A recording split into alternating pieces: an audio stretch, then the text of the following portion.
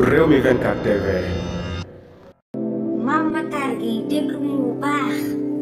nga ne toog muy dox jeex na moo tax ku nekk di génn di wax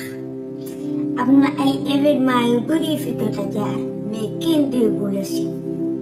nga ne diine nga fi nekkal mais saa yu la arrangé ngay jéem di tontu la preuve Macky Sall mës na fi wax que am na ay góor jigéen yu nekk Sénégal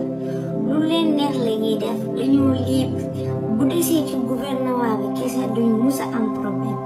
mais musoo ci wax Mame Matar Gueye Ousmane Sonko mi ngeen di diaboliser moo leen gën ku leen gën te moo leen gën a xam ne diine wax ci wàllum góor jigéen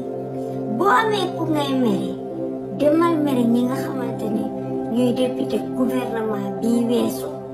parce que ñoom ñoo rejeté loi bi nga xamante ne da doon criminaliser góor jigéen li ñaaw na ci après Sénégal y a beaucoup d'hypocrites lu bëri war nañ ko wax mais Ousmane Sonko wax na ci lu bëri mais benn kàddu rek ngeen ki jël di ko garaawal mais ça ne passera pas kàddu Ousmane Sonko yi kenn du ko yàq te duñu nangu kenn du ko yàq wasalaam